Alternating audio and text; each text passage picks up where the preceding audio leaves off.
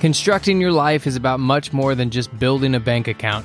Each week, join real estate entrepreneur and mindset coach Austin Linney as he interviews guests who are constructing their dream lives and impacting the world around them on a daily basis. If you're an entrepreneur or wanting to start a business, or you just want to hear motivating stories of how others have overcome the odds, you are in the right place. And now for your host, Austin Linney. Guys, welcome back to Construct Your Life. This is Austin Linney here. I have such a treat. You know, Kyle, he has about 3,000 units. He is really a monster. And I'm just messing with you. Good one. Yeah, I'm just fun. No, I have the honor of having Kyle Grimm here. How are you doing, sir? I'm doing awesome. Excited to be here. Finally. Yeah, man. I appreciate it. I appreciate you taking the time to come on. You know, love to have people on, love to have my guests tell their story where they want to. So why don't you just start where you want to, and we'll kind of go from there. Yeah. So, again, Kyle Grimm. I am 27 years old. I don't know if I look like I'm 12 or if I look older. I don't know. Everyone's got a different opinion on how old I look. But, so I am from Illinois, a very rural town, not super rural, about 45,000 people. Born and raised here, about 2 hours north of St. Louis, Missouri. So I'm on the Mississippi River straight north. And I don't know how in depth you want me to get into my story. But deep as you want to go. So I guess out of high school, it was actually senior year of high school. I bought my first little house. And everyone's going to say, like, how in the world did you afford a house in high school? Let me finish. This house cost $5,000. So when people, hear that, they're like, what in the world? What'd you buy? So again, pretty small town in the Midwest. You can find a lot of properties here for like $30,000, $40,000, $50,000 that's livable. But I was in a high school. I didn't really have a plan. Like I never had like that route of like, hey, I'm going to go to college and be an engineer. It was always like, I'm going to figure it out as I go. My dad was not someone who went to college, and he was always an entrepreneur, and he always just made it happen. So I think I kind of took his example. And so I was kind of looking at real estate. My dad was in real estate back in his 20s and 30s, and he had about 50 units, give or take, and he sold everything. And he always told me growing up that he regretted getting out of real estate. He wishes he would have stuck with it. And so I think I had that in the back of my mind, but I had no money back in high school. I had a little bit saved up just from working odd jobs, and I was looking at houses for sale, and I found this house. They're asking like $12,000 for it. A little shotgun style house in probably the worst area in my hometown.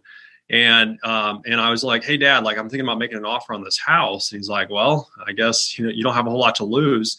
And so I made an offer for $5,000, and I probably should have ran away when they accepted my offer, but they accepted it, and it took a long time, but we got it fixed up. Dad helped me out. He kind of taught me, how to fix things, how to hang drywall.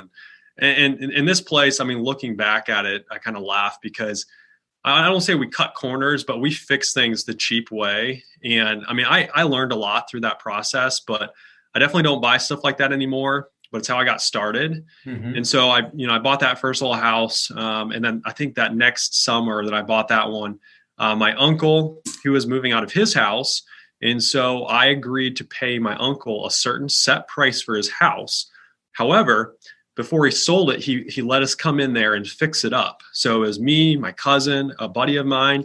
We went in there and remodeled the house and got it all fixed up. And then we had an agreement with my uncle that we were going to pay him like $160,000 for the house, no matter what. And I was going to keep the profit of anything that we sold above that. So that was my first like flip house. And I got lucky, that my uncle let me do that. But that really got my investing career, off in running. So, again, I don't know how much back. What'd you sell that second one for? I don't actually remember. I just remember that my take home was like $14,000 after I paid, my buddy, my cousin, and all that stuff.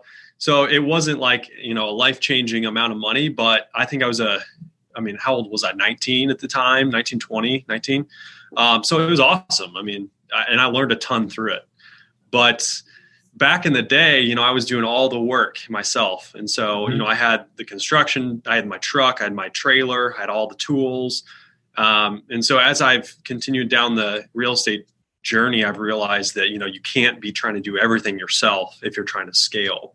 Mm-hmm. So that was back in 2012 was when I bought that first house. And so I've been kind of doing it ever since. I tend to veer off path a little bit, get distracted by something, but I always end up coming back to real estate. And so that's what I'm still doing today. And so you graduated high school. Did you go to college or no? So I started at a community college, again, not knowing what I wanted to do. And I was like, well, I should probably get a degree. So I started at our local community college for a construction technologies degree, which was the most pointless degree I could have chosen. I was thinking I was going to parlay that into construction management, but this was more or less just job site. Like we're on a job site, we're building things for the parks and for just community things. And the teaching, it just wasn't there. I mean, it was, I learned more flipping those houses than I did, that schooling for sure. So that's as far as I went. I got an associate's degree in construction technologies, whatever that means. So you've got the 14 grand from the first one. And then were you working at the time? Are you not in school? How are you making money to continue to invest? Yeah, so I was working construction. I was working for a local contractor. We were building retirement duplexes for seniors. Okay. So I was making money that way. And just backing up a little bit to that first house I bought. So I ended up purchasing the next house next door to it for another $5,000. And actually, if I look at my closing statement, I still have it. It was $4,600 after prorations and all that. So, I was getting into those houses for so cheap, and I didn't put a ton of money into them, and I was renting them out for that first one, I rented out to a guy named Leroy for $525. And so, I was making some money right there, baby. I mean, it was fun. No, I love it. It's perfect. So after you did the second one, where did you go next in the investing part? So, let's see, I'm trying to keep my years straight here. So about 2014 is when I would have graduated college, that 2 years. And then I went down to St. Louis, Missouri, because I was I want to get out of here. I want to try some different things. I want to, shoot for the stars. And so I went down to St. Louis and I bought a duplex and I was house hacking it. So I was living in one unit, renting out the other unit. And then I had two roommates. One two of my roommates both lived in the unit with me. So tenant was paying the mortgage and the two roommates were paying my utilities. So I was living for free. And I look back at that year and a half that I lived in St. Louis and I'm like, what in the world was I doing? I tried to get into wholesaling a little bit. I was working with some guys who started a wholesale company and I didn't even sell a single house, I don't think. So I was getting a little bit of, set base salary doing that. But so I tried wholesaling for a little bit. In the meantime, my dad actually purchased 40% of my rental portfolio that I was building. And so at that point, I had, the backing of his financial statement to kind of keep leveraging. So I ended up buying another duplex down in St. Louis that I bought for $40,000. I think I put in $27,000, and then I rented those units out. And I actually just sold that building last year for $102,000. So I held that for quite a while, and that was down in St. Louis. So you said something interesting there. You tried the wholesaling, you didn't sell a house. You're still buying rental properties. This is typically, which I don't think is a bad thing. So I'm not saying it in a bad context. You got to try stuff. But as you look back on it now, as we continue to talk about your story, do you think that year and a half was necessary in St. Louis just to know that you weren't sitting in your hometown going, I wonder if? I just had this conversation with my little sister. I think it's great. I mean, to be honest, to go out and try different things, because I'm the type of person, everyone's different, but I'm the type of person that if I don't try something, the next, 2 years down the road, I'm gonna be like, why didn't I try that? So that St. Louis move, even though I'm kind of I wasted a ton of time and I didn't really accomplish anything, I know that I would have regretted not doing it because I would have just been like, what if, what if it took off and what if so. So after St. Louis, did you move back home again? So again, I tended to veer off a little bit, and so from there, I was in St. Louis, and I decided, well, I'm gonna move back to my hometown. So I decided, well, I'm gonna go get my real estate license in Illinois, and I attended a 2-week in-person class to get my real estate license just to knock it out, and that was in Peoria, Illinois. And when I went up there, I had a buddy up there who sold insurance. And so he's like, "Hey man, like I see what you're doing with real estate and stuff. Instead of selling um, real estate, where you're only selling one house for someone maybe every 10 years, come build a insurance portfolio where you have renewals every year." And he sold me the whole insurance thing. And so I went up there and I'm like, well, I guess I'll give it a shot. So I got my real estate license and I got licensed for insurance at the same time. And so I started selling insurance with him, and that lasted a month, maybe. I was up there longer than that, but once I actually started like cold calling, like, "Hey, will you let me bid your, quote your insurance?" I was like, "Hey, this isn't for me." So I tried that out, and I came back to my hometown, and I actually, for a while there, I was like, "Okay, now what? Now what am I going to do?" I'm going to start selling real estate, but it's a grind getting going. And I actually moved back in with my parents, which, hey, saving money there. But I actually started working again for the contractor who I had been working with back in like high school, college days. So that got me through for a while. But, fast forwarding to today, still I've always been building my portfolio of rental properties. And back in like 2016, I got interested in mobile home parks. And so I bought my first park in 2019, so a couple years ago now. I bought the first park, and I'm up to 3. How many? The first park was 36 units, Okay. 36 pads, and there was 30 homes in the park when I purchased it. So you're like duplex, 5,000 houses, and I'm just going to go buy a 36 unit mobile home park. Yeah, it's something like that. What gave you the confidence to go do something like that? Well, I think that I'd been messing around in the single family space, and I bought a couple duplexes. I purchased a property with 2 buddies, one of the guys who I sold insurance for. So it was him and another guy named Brandon. We bought a chiropractor office with some student housing above it in Bloomington Normal. So I had some experience with that. And I just started looking at mobile home parks, and I started reading about them. And I realized that a lot of times these owners, all they own is the dirt. They don't actually own any of the homes. And I was sick of getting calls about, toilets and, the roof is leaking or the furnace went out. And so I was looking around like, how can I still continue to invest in real estate, but relieve myself of some of the headache? And so I Googled, mobile home park investing, and I came across a guy named Frank Rolfe, and he's like the 5th largest park owner in the country. And he puts on a little seminar, a boot camp. It's like a 3-day boot camp. And so I went to that back in 2016, and I just realized, hey, these things are awesome because all I own is a parking lot, and everyone owns their own home. They all maintain their own toilets, their own furnace, their own roof, and I just collect lot rent, and I maintain the grass, and I make sure the plumbing and things like that is okay underground. But I kind of fell in love with the things, and so I've kind of been focused on those, I would say, in the last year and a half primarily. How many units do you have, or how many mobile home parks do you have now? So I just have 3 right now. I have another one under contract. So it's just, I have the 36 space is my biggest one. I have a 22 space, a 21 space, and then I have a 38 space park under contract right now. How much acreage is like the 33 unit park? Like, I'm just trying to vision it out for myself. Like, how much room you would need to. Yeah, I should know that. I'm going to guess it's probably 5 acres. Okay. I might be way off there, but it's not huge. When you're buying something like that, because I'm definitely in the market for all those things, RVs and everything. Do you value just the dirt, or do you value that they already have the pads down and the revenue that's coming off the pad? Do you have to pay that premium to buy it? Well, I mean, typically I am buying on existing income.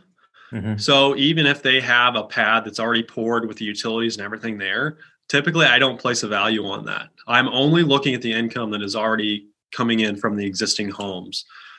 So sometimes you'll buy a park that has some park owned homes that come with it, which I don't really want, but I will place some value on those homes, as I'm purchasing them, but I'm really not putting a ton of value on those homes.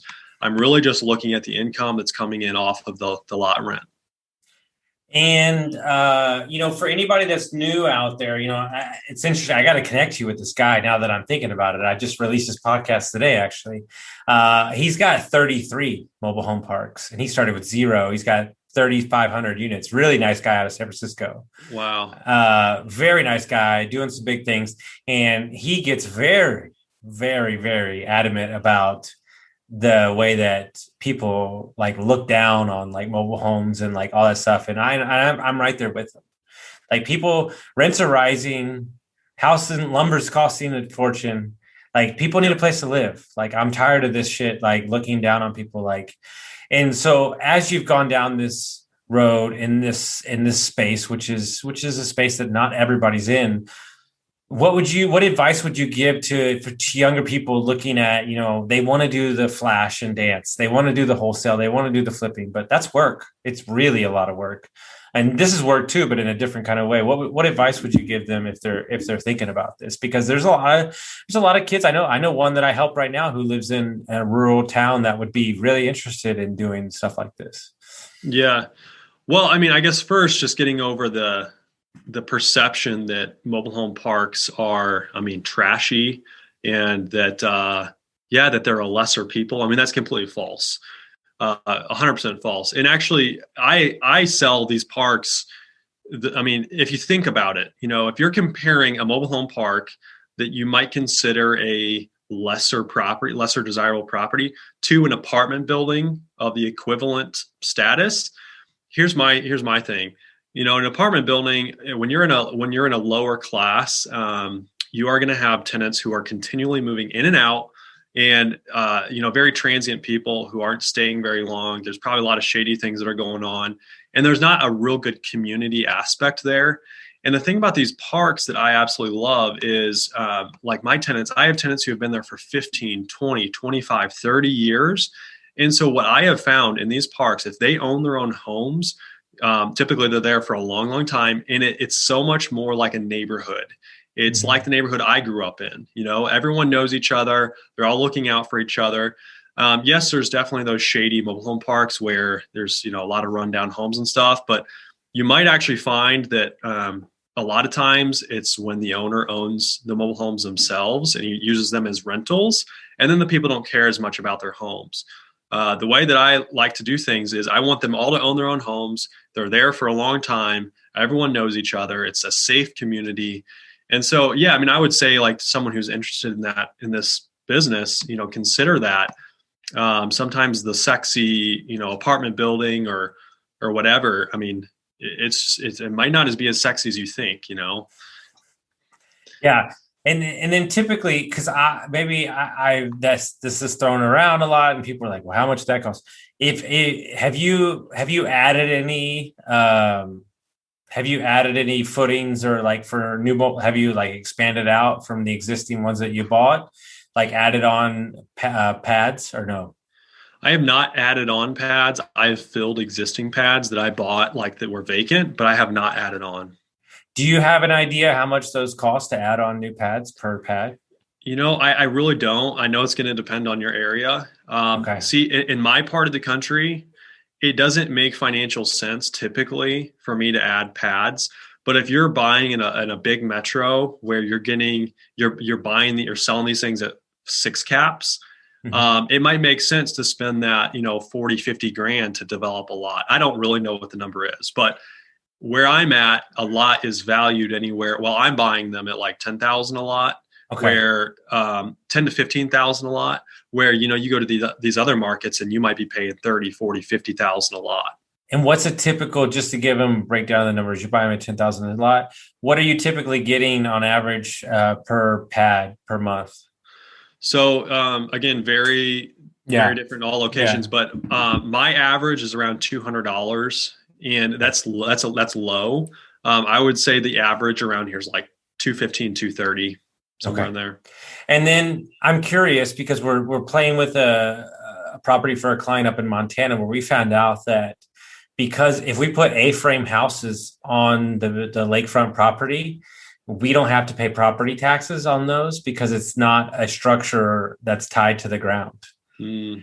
And so are you paying property taxes on top of, like, are the owners paying that? Or are you paying that? Like, does that take your property value up because it's just cement on the ground, or how does that work? So I still pay property tax just on the land. But then all of the actual, it's always very specific to where you are. But in my specific situation, the cities where I invest in, they send tax bills to each home individually. Okay. But the tax bill is like $100 a year. So it's like, it's nothing. Yeah. I mean, it's interesting, right? I mean, like I went and saw some high school friends for the first time in like 3 years. They're my best friends, like from like 20 years ago.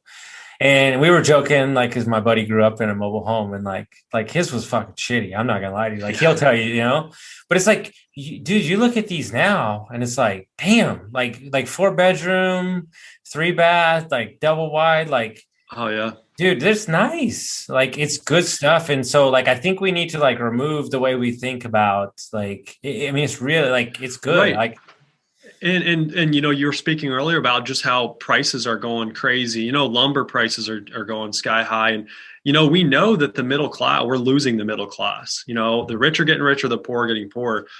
I think as investors, we need to look at that trend. And I'm more than happy to provide housing to the lower income, because I think it's almost safer than when you're investing in the A class, because if you think about it, when a recession does hit, everyone tightens their belt and everyone will come down, a notch. So I have found that, I have so much demand. I get calls every day from people asking, hey, do you have anything, available in your parks? And I just can't, I just don't even have enough to meet the demand. But I think in the future, I think these parks are going to look a lot different.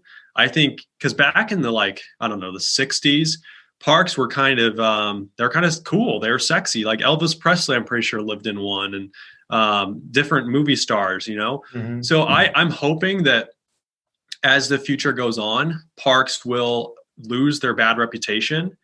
They're trading hands. A lot of the mom and pops kind of drove them into the ground. Mm-hmm. And now these investors are putting money back into them. They're improving them. And I really hope that we can lose that bad reputation and almost turn them into like tiny home communities, Mm-hmm. upper scale mobile homes that are still affordable and just gives people a really great place to live. So I don't know. Hopefully I'm not being too optimistic about that. We'll see. No, I love it. So you're 27 now, got 3 mobile home parks. Are you purely living off of your passive, like your cash flow from your investments? No, I'm not. And actually I try not to touch the rent personally. How are you paying your bills? Yep. So I'm a realtor. That's kind of my day, my day job. So another thing, I live very, very affordably. My wife and I house hack a 4-unit. And so, we have very little living expenses there. And then she works as well. So our philosophy right now, we're young, we're like trying to live pretty cheap and just keep investing. And then we're hoping to, start living off the passive income here, probably the next 5 years or so. And that was my next question. The vision for you, I mean, obviously life changes and the asset classes you invest in, like if I were to tell you like 5 years from now, like, do you think it's still mobile home parks? Is it a different asset class eventually? Like, as you see it? I mean, that's a good question. My vision changes like every day, but my vision right now for my future is I want to own, I don't need to be a billionaire. Sure, I'd love to be financially successful, but what's more important to me is time freedom. So rather than trying to be worth, $100 million, I want to build a portfolio of diverse properties. So mobile home parks, some multifamily, maybe even a portfolio of single family, some Airbnbs, And then I want to build out, or I'm in the process right now of building out vertically integrated management. So part of my 2021 goals is hire a manager to actually work for me, because right now I self-manage everything. So then, that would give me the time freedom from answering the calls and, delegating with my contractors and things like that. But yeah, to answer your question, I mean, I will still probably be in parks. I don't usually buy something planning to flip it. I plan to hold it for, 15, 20 years. So, 5 years from now, I hope that my portfolio has just continued to grow with, good quality assets. What do you tell? It's hard out there especially in the 20s. It's hard out there for investors or people looking to get into investing, or anybody that's in real estate.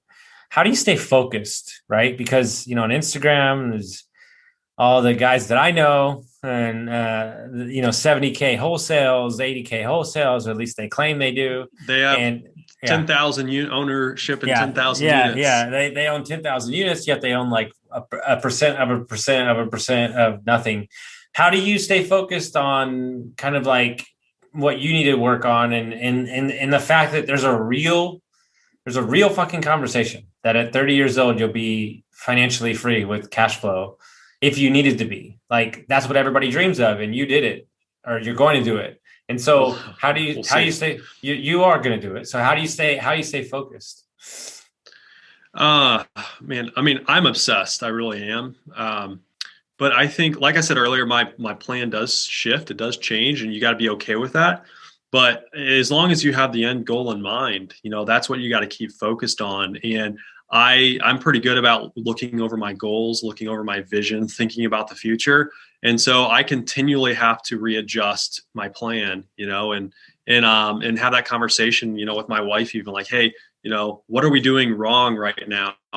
What do we need to change up so that we do, make our destination in 5 years? So I think, for the young kids out there who are like wanting to get started, and they see these guys, flashing around that they own, thousands of units and, all this stuff. I went through a phase there where I would get super depressed. I'm like, what am I doing wrong? I see all these guys, younger than me who claim they have, 1,000 units and all this stuff. And I mean, eventually you got to just stay in your own lane, I don't know, Austin, if you've seen the picture of Michael Phelps. He's like finishing a race, and he's swimming up to the wall, and like, he's like this much. I mean, he's only a couple inches ahead of the other guy, but he's, focused on the front. He's got his arm extended out, and then his competition's looking over at him, trying to see what he's doing. Yeah. And I think about that every day, because it's so easy for me to look at these other guys and just be like, man, look at what he's doing. I should be trying that. But man, keep your vision, keep your eyes on your own lane, and, make sure that it's what you want and not what the world wants for you. Because think of it from this context. It's an amazing point, and you're 100% right. I love that. Love that photo. The amount of energy that you're wasting worried about what somebody else is doing is distracting you from what you actually need to be doing. Because I'm going to let you in on the biggest secret in the world. I'm going to change your entire life with this one statement. Nobody gives a fuck about you. Right. I lost 70 pounds. You know who said anything? Fucking nobody. Nobody gives a shit. I got sober. You know who gave a shit? For about a day. And they don't care anymore. Everybody is doing their own thing, living their own lives, feeding their own kids, feeding their own thing. It's amazing to me how many people I coach that spend 8 months creating these stories. Well, my boss is going to think this, and this ex-girlfriend is going to think that. And then they have the conversation, and I'm like, what happened? They were actually very supportive. And I'm like, huh?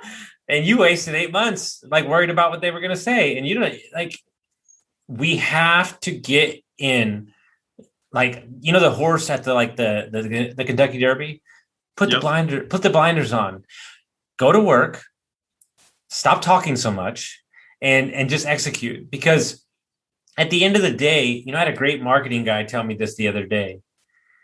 Marketing's not hard. And I was like, what? Fuck yeah, it's hard as shit. Like, and he's like, no, it's not. All you do is tell people about your results. And I was like, oh shit. Like, I'm like, he's like, let me ask you a question. Have you built out an Airbnb hotel systems? Yeah. Have you lost 65 pounds? Yeah. Are you sober? Yes.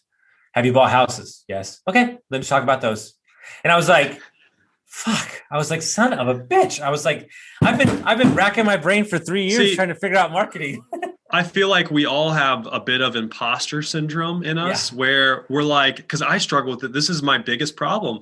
I tell myself, like, who am I to succeed? Who am I to talk about this stuff? Yeah. And so, it's you're so right. No, it is. And you asked me and you're like, why didn't he come on here? And I'm like, because I need people to understand that your age, the train has done some rights and lefts, but at the end of the day, the goal was still the same.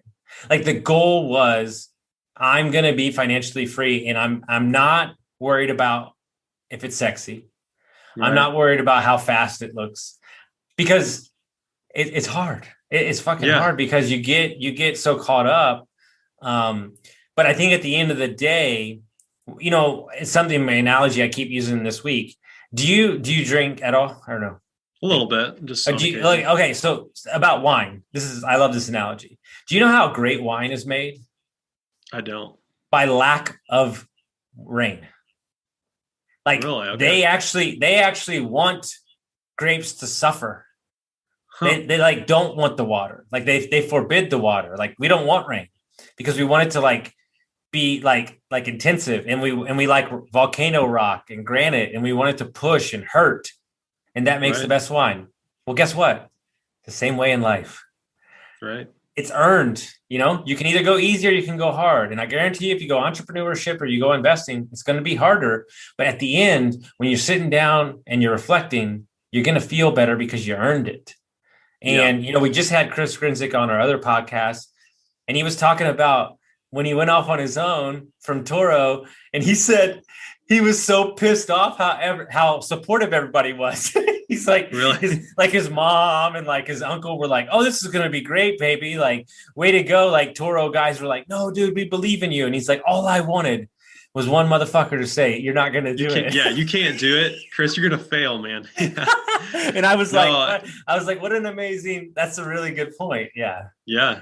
Well, hey, you should get Chris on the phone, because I was just looking at Instagram and it looks like he's having some plumbing issues at his so listen, he said he wasn't gonna make the podcast today. He's like, I don't want to talk because but we talked about that. We talked about that. I'll give you I said this on the podcast. I'll say it on this one. My coach gave me the best. He doesn't know where he heard it, but he gave me the best description of entrepreneurship I've ever heard. He said, entrepreneurship is you show up, you dressed up nice, you show up at the dinner table, somebody slides a bowl in front of you, and it's a bowl of dog shit. And he says, you eat up all the dog shit, you get done, you're like, fucking thank God, I'm done with the dog shit. And then they slide another bowl in front of you. And he says that just happens over and over again. And then and I was like, what an amazing analogy, but here's the deal.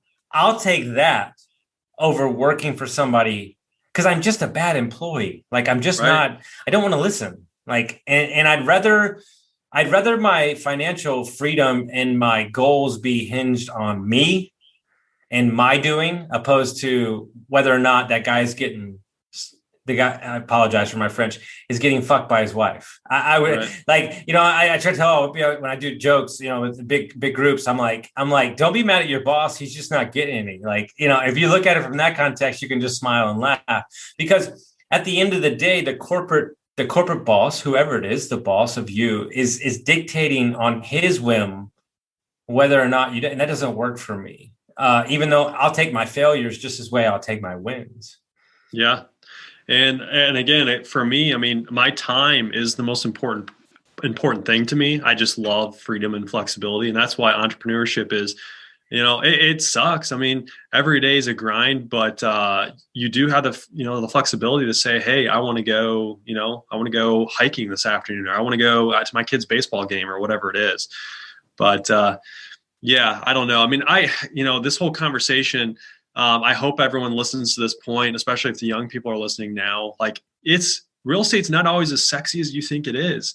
And I feel like this whole conversation, I've even oversold, who I am or what I'm doing. Like, I mean, it's a grind. I mean, they're like, today my phone's ringing. I've got issues going on in my 12-unit apartment building and, drama at one of my mobile home parks. And maybe I just don't do things correctly and systematize correctly, but it's not all sexy. And I would say if someone's looking to get into this business, spend time with investors who have done different things and figure out like what you want to focus on. And try to, cut through all the bull crap that you see on Instagram and all that, because, a lot of it's just the best, Yeah. It's just the best. Yeah, dude, I remember, I never told this story on the podcast, but I'll tell it to you because I tell you and Chris are having a bad day. So I'll give you a story and then we'll get out of here. All and right. I never share the story because it's so embarrassing on so many levels, but it just shows you what happens. So Airbnb, I'm newer to the game. I probably got like 2 or 3 properties, and I had my biggest group, man. I mean, it was like spring break. They were in for a convention. Final Four was in town. I mean, it was like $4,500 for like 6 days. It was huge. It was huge. It was like, I was nervous. Like the guy was really nice. Like I was like, man, this is awesome, dude. Like, holy shit.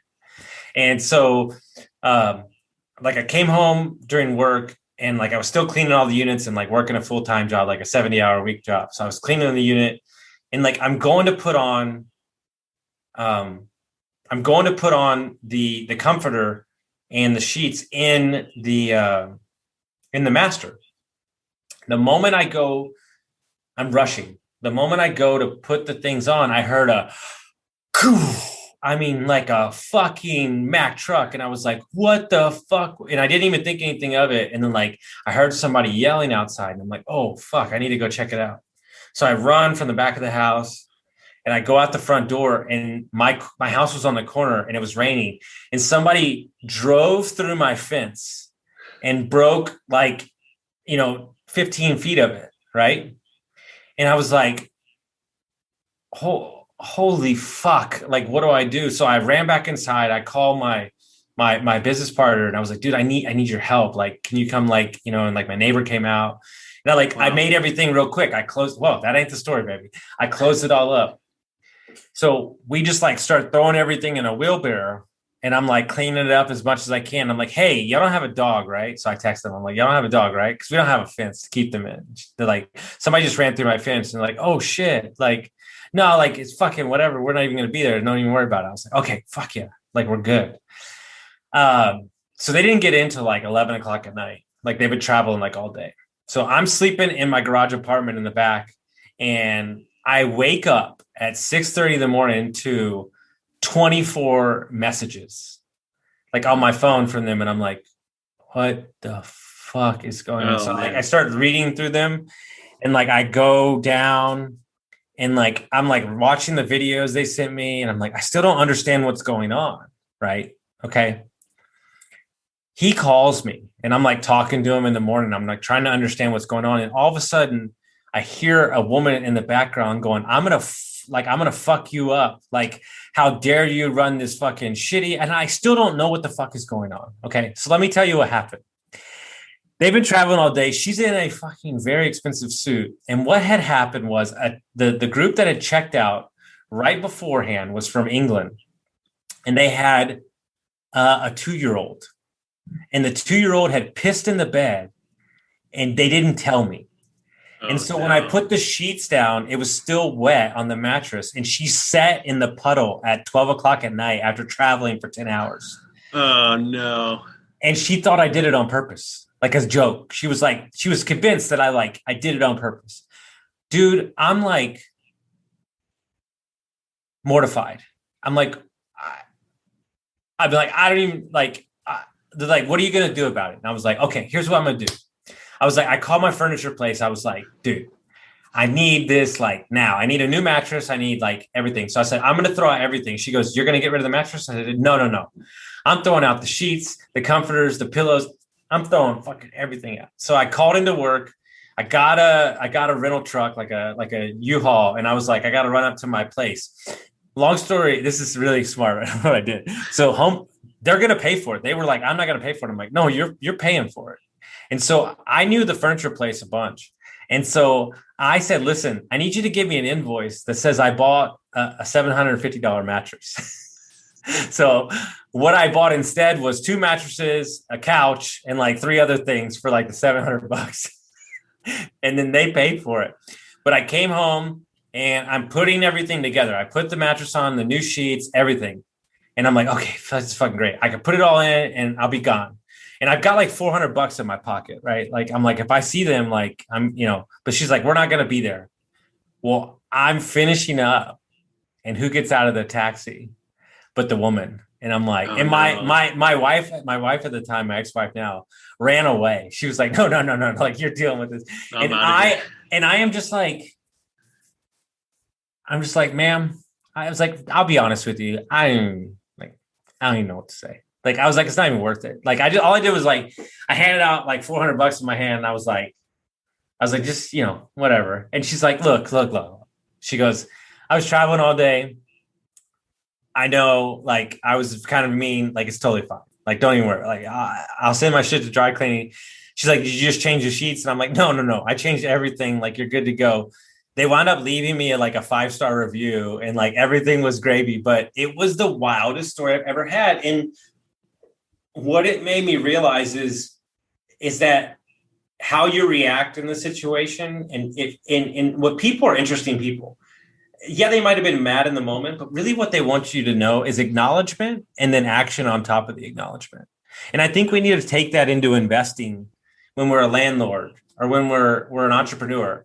Like, yeah, they might seem really angry, but what I've found after dealing with millions of guests through Airbnb is that they really just want the acknowledgement that you've heard them. And this can be with your spouse. This can be with your partner, business partner. One of my favorite quotes, I've said it 7 times today because I just found it yesterday morning. George Bernard Shaw. He said, the problem with communication is the illusion that it's actually happened. That's good. That's good. It's the truth, right? You, as the property manager that you bring on, right? You're going to have to pull everything that's out of your head and get him to understand this is the way that we're going to do it. And that's very scary, right? Like getting me an assistant and a VA, that's very scary. But once you get over that hump and you properly communicate and the lines get cleaned up, you're like, damn, this is amazing. And like, that's what you're going to see. Like, I've had a coaching client, he had 15 units. And he turned it over to a property management team. And he's like, oh, bro. He's like, I can go like 70 now. And it's just that, but now he knows, right? Like, he knows the business. And that's where you're going to get to eventually. And that's going to be even freeing, because what people don't understand is time and money finds places to fill it up. So when you switch to that property management, I would say it'd be really good to make sure you already know where you're headed, because it could get filled up with stuff that you don't want. Yeah, that's so true. That's so true. No, I love it. So if people want to find out more about you, they want to follow your journey, how would they do that? The best place is probably Instagram, and I'm looking at my handle. It's _Kyle Grimm, and Grimm has 2 M's, Grimm. I probably post there the most, and that's probably where you can get a hold of me the easiest too. Kyle, I want to thank you so much for coming on and sharing your story, man. It's been a fun ride to watch you grow your little mobile home, and I'll totally introduce you to that guy, and you can pick his brain. He's a super nice guy. So, guys, if you like this episode, make sure you send it out to your friends and leave us a review, and we'll see you next time.